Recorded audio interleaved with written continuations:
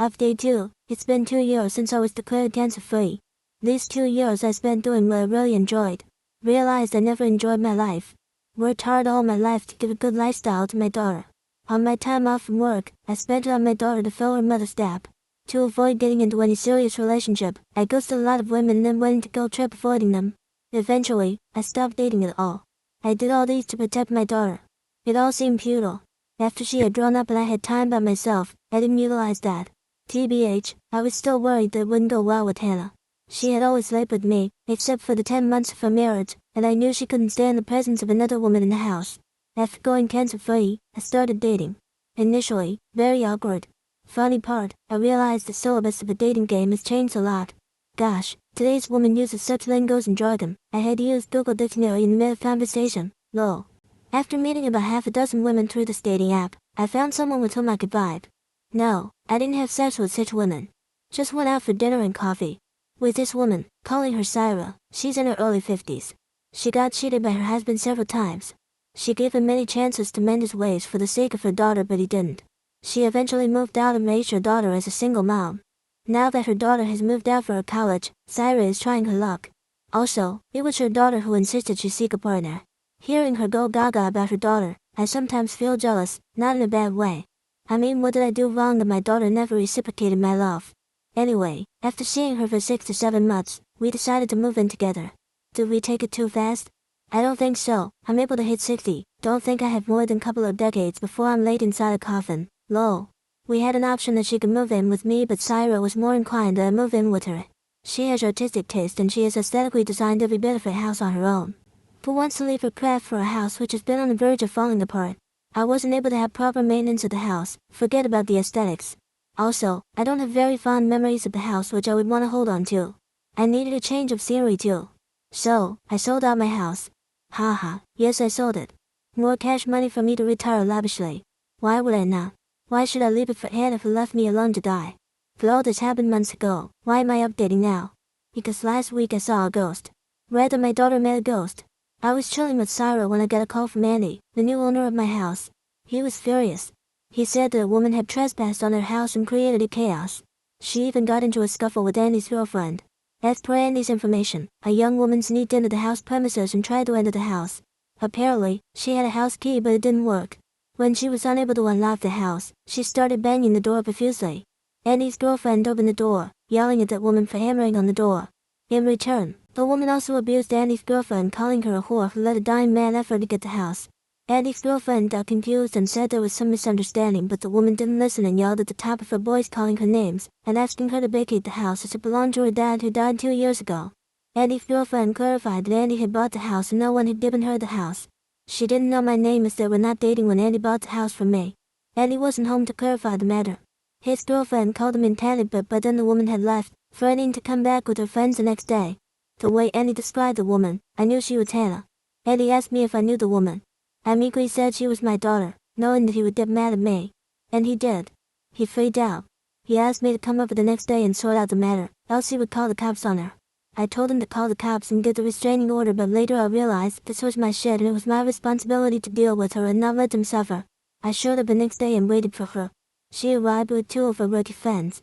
She yelled from the front porch and broke the flower pots kept on the porch. Andy opened the door with a baseball stick to scare them. I asked him not to, but he's a baseball coach. Happy to stop him from showing off his skills. He stepped out, and before Hannah and her friends could charge at him, I stepped out. Hannah froze. Her friends also stopped, seeing her getting numb. She muttered with a blank expression, "You're alive. Thought you were dead. What happened to your cancer?" That was an unmissable expression. I would have given that house for free to someone to see the murky expression on Hannah's face. It turned pale. She pointed towards Andy and his girlfriend and asked who were they. I said they were the owner of the house. I have sold it to them. She had the audacity to ask, "What did you do with that money? Ain't you gonna die?" Though it was a hurtful statement, but it didn't hurt me anymore. Instead, I cracked up on her face. "I don't need to tell you, but here you go. That money I'm gonna use for the rest of my life. That's right, I'm cancer-free now. Before you ask anything, let me tell you, you get nothing from me. I have left my job. Whatever money I have, I'm gonna spend it on myself until the last penny. You're on your own. Think that your dad is dead like you have been thinking until now." She was in tears. She told her friends to leave, saying it was now the matter between Dad and her. Meanwhile, I told Andy that I would be leaving and in case anyone creates any further ruckus, he should call the cops and get a restraining order against her. Saying that I left, Hannah ran behind me, tweeting, "Dad, don't do this to me, I'm your daughter, your only family, you can't abandon me like this." I smirked and said, "Sure, I can abandon you, the same way you did." I sat inside my car and drove off. Usually in this kind of situation, I feel remorseful and sad, but that day I feel lighter, satisfied, and somewhat happy. I think I did the right thing. Should have taught her the lesson long back. Thanks for putting up with me. I appreciate all the comments and well wishes I get on this thread. Hope no one goes through the turmoil I went through. Loads of love from me. Now on to the next story. Story 2. Discovered that my wife cheated on me and left for a rich man, but now it turns out we've been married. I had just gotten out of a long-term relationship when I, 34 male, met my wife, 35 female. It hadn't been a traumatic breakup. The two of us were just growing apart and wanted different things out of life, so we decided it was better to break up. A few months after that breakup, I bumped into a woman who introduced herself as Katie. We just started talking in a coffee shop and hit it off. When we exchanged numbers, I did warn her that I had just gotten out of a serious relationship, which meant I wasn't ready for anything serious or anything at all. She waited until I was ready, which was pretty amazing for me. I thought that a woman willing to wait for me must have interested me, right? It ended up not being the case, but at the time it truly did seem like I found someone good for me. We took it slow, and within a year and a half, the two of us were moving in together. After another 6 months, I proposed and we were planning a wedding. The wedding went off without a hitch. The two of us were financially stable at the time of our wedding. I had a decent job and so did my wife. While we might not have been as rich as the 1%, the two of us could be considered middle class at the very least. Our relationship was also good. We had our ups and downs, but the two of us truly did seem to be creating a great life together. For the first 3 years, everything seemed great until my wife started working on a particular project at work that was difficult, or this was what I thought of at the time. She was working long hours and just spending a lot of time out of the house. I missed her, but I understood that she was busy at work. When I had an important project at work, she supported me. I kept asking when she would be finished, but my wife kept extending the deadline. This has been going on for nearly 6 months now. It made no sense why she would still be spending all these late nights at work. It got to the point where I couldn't deny that something wasn't right there, so I went onto her laptop that she had brought home from work. Her home laptop didn't have anything I already checked. This meant the evidence had to be there. I didn't know what evidence I was looking for, but I knew there had to be something on her laptop that would explain to me what was going on. On her laptop, I found several emails from an email account I didn't even know she had. On this email were dozens of emails that were shared between this unknown man. They were all of a romantic or sexual nature, which only confirmed the truth that I was afraid to admit to myself. She was cheating on me. When she came back home from picking up dinner for us, I had the laptop out and the open with the emails right there so she could see that I knew everything. My wife didn't say anything at first. She looked like she was in shock, so I took the chance to ask her who was the guy she was cheating with. My wife screamed, saying I had no right to go into her work laptop because it contained confidential information. I almost wanted to laugh because she had been the one to use her work laptop to talk with this guy. So, I asked again.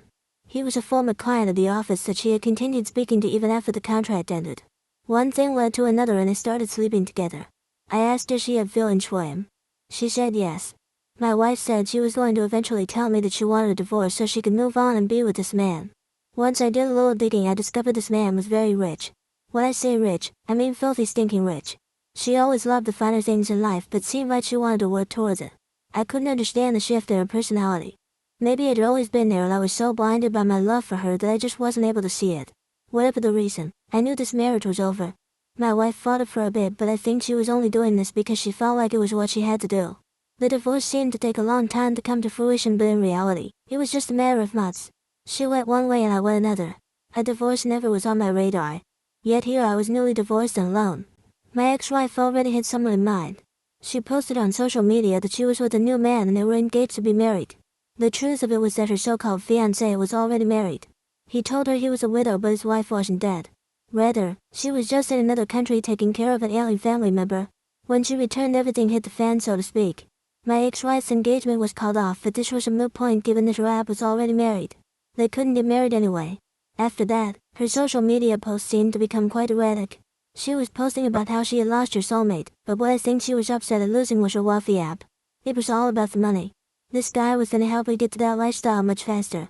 Meanwhile, after my divorce, I reconnected with the girl from the past whom I had originally cut things off with just before meeting Katie.